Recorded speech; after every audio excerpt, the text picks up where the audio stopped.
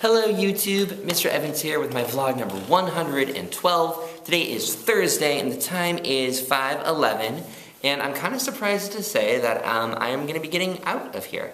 Have a little bit of work to do at home, but in general, and then there's also some work that I could do that I'm just sort of leaving till later, but in general, I'm ready to go for tomorrow, and it's exciting. It's always nice to be able to finish pretty early. To check in about the day, I would say today was a good day. And I think that it was good. I feel like I always kind of say the same thing on these vlogs, which is today was a good day, but there were problems, but it was still good. And it's not, I want to make sure you don't get the wrong idea. It's not that I'm kind of lowering the bar, where it's like, if there's problems, it's still okay. It's all down to, first of all, the amount of problems, second of all, the source of the problems, and third of all, just the type of problem, really. Which kind of leads into the wonder quote for the day, so let me go ahead and read this to you. Today's wonder quote is, "It's not what happens to you, but how you react that matters." And that's by Epictetus, I guess. This is very true. And I think as teachers, we're always dealing with behavior issues. They just don't go away, ever. In any classroom, really, in any school, even schools with crazy high standards where the students are crazy well behaved, that just means they start cracking down on smaller behaviors. So for me, it's not a question of like, are there going to be problems? Because there will be. There will always be problems. But I mentioned three things to you, which is the amount of problems, the source of the problems, and the type of problems. Because those determine how I'm going to react, right? And so let me tell you a little bit more about each of those areas. When I say the amount of problems, I think the reason that's important is not just that like more problems are worse, it's that dealing with each problem uses up some, I don't want to say energy because that's too much of an oversimplification.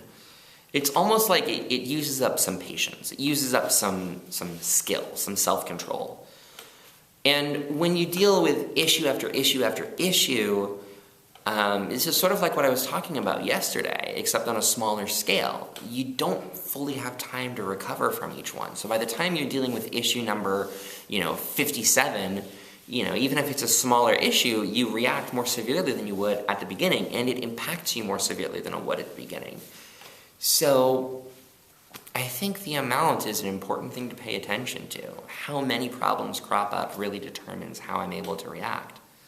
The second thing I mentioned was the source. Theoretically, it shouldn't matter, right? A rule is a rule. If a rule is broken, you get the consequence. But in practice, it doesn't always work out that way. Because with some students, there's certain behaviors that are chronic. Like I have a student that shouts. He enters the classroom loudly. And he was doing that every day for a while, right? But then we kind of met, we talked about it, and he was able to stop. So if that behavior comes up again, I'm going to react differently than I would if it's a student that just did it for the first time. And that's the thing that I really do want students to understand, that if you're acting up and I've seen this problem from you before, I'm going to react differently because what you've just informed me of is that this behavior was not a fluke. It's something that I have to call into attention because it's not going to go away on its own. So that's another reason I say that the source of the behavior is important. But this last one, I think, to me, is the most about how I react, which is the type of behavior problem, the type of issue that comes up.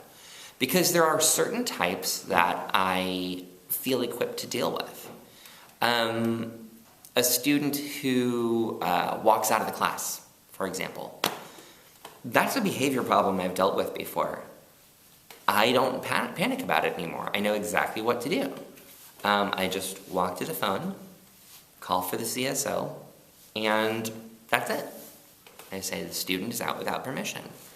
I will go ahead and say, though, that it hasn't really happened very much this year. It didn't happen today at all, and most days it doesn't. But I think in the past it's happened more. So I don't know. I'm not sure what that means. But I guess it's just something to note, But anyway, it's a type of behavior I know how to deal with. But then there are other types of behavior that come up, or maybe they're the same types of behavior that I've seen before, but now the situation is different. Like if I know that I'm not going to get office support with this student for whatever reason, or I'm not going to get parent support with this student for whatever reason, then obviously I'm going to end up handling it differently. Like if it's a situation where I'd normally call home, but I found that that's just not functional, not necessarily because the parent doesn't agree, because it's just not an issue I deal with that much, but like say they're just kind of not sure how to deal with it, or they say, that the student has that issue at home, let's talk this out together. It's good, but it doesn't deal with that immediate. Basically what I'm saying is, in a situation like that, when the behavior comes up, it's going to be more problematic for me, because now I have to be creative and try to think of a solution when I don't know what the solution is. I don't have a solution ready to go. I gave that example about not getting parent support, and I feel like that's kind of unfair, because I've had a lot of great experiences with parents that really, they care about their students' education. They listen to what I'm saying, and they work with me, and so that's mostly how it goes. But there are other types of issues that come up, and I'd say these come up more than the parent support issue. That are just, you see behaviors that are, they're just not really typical, and so I don't have a clear answer. It's like, is this one where I send the student to the office? Is it where I have to call somebody in to mediate the problem? Is it something that I can handle right now? And so that, to me, the kind of problems that I haven't seen before, those are the most stressful type of problems to deal with. And I'm happy to say that for the most part, those kind of didn't come up today. Most of the issues that come up, I sort of had an answer ready to go, and it resolved itself, which leads into the three things that made me smile today. Because the first thing is, with my normally, the classes that I often have issues with Reading Zone, because Reading Zone is hard, let's face it. And so for some classes, they struggle more than others. And today, most of the classes, there just weren't struggles with it, which is really cool. I mean, a lot of times during Reading Zone, halfway through, I just sort of give up and I go, okay, guess they're not going to read, whatever, nothing I can do. It's not some sort of me giving up, it's just kind of me recognizing that that's the place they're in right now. And today, I addressed it beforehand, and I thought that, I'm pleased. I'm very pleased with the results, so that's one thing. Another thing that made me smile was actually another apology that I got from a student. This one was more personal, though, because the student, I had talked to the student, and the student did not like having this conversation with me. I had it with the student as well as a group of that student's friends, and the student was just really unhappy. He was very upset with me for correcting him on this behavior. Which is always hard. For me, it's like, don't get upset that I'm correcting the behavior, and get upset with yourself that you made me correct it in the first place, Which is why I was so pleased that afterwards he kind of called me over and said, Mr. Evans, I really shouldn't talk to you that way. I'm sorry, and I'll do my best to not behave like that anymore. Which is just so great. It's so great to see them stepping up and being responsible. Really gives me hope for the future of the class and how it's going to go.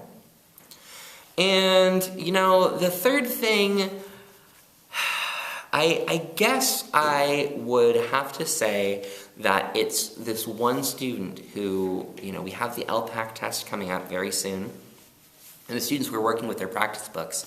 So today during work clinic, I gave them the option to work with their practice book instead if they wanted to. Of course, I knew nobody was going to really want to, but I wanted to make it known that they could if they needed a little bit more practice. And one student actually did want that practice book. And not only was she, did she want it, she was actually really invested in the answers. When I came over and corrected her, she was like, oh man, I knew that's what I should have put. And so, yeah, it just really felt to me like, yes, this student is now going to be better prepared. He's going to have a much better idea of what this thing's going to look like. So, one more thing that made me smile is actually getting the test ready for tomorrow. Because I'm using our district's testing software, which is something I haven't done in a while. But it is a very strong software, I just don't normally have call to use it. And tomorrow's test, I do have call to use it, so it's kind of exciting that I get to do that. I think the takeaway from that, the reason I pointed that out is I think that we've worked hard this week, including the practice test that they take tomorrow, to really try to make sure that they are ready to do the LPAC. And I'm going to keep my fingers crossed that it goes well, because this is kind of what we've been building up to. So looking forward to letting you know how that goes, but not today because we didn't do it today, and not tomorrow either. But next week when we're doing it, you will be along for every step of the journey. For right now, I think I've said just about everything I have to say, so I'm going to go ahead and end the vlog right there. Thank you so much for taking the time to watch this video. Is somebody going to come in? No? Okay, I thought somebody was going to come in. Thank you so much for taking the time to watch this video. I hope you have a great rest of your day, and I'll talk to you again tomorrow. Bye-bye, YouTube.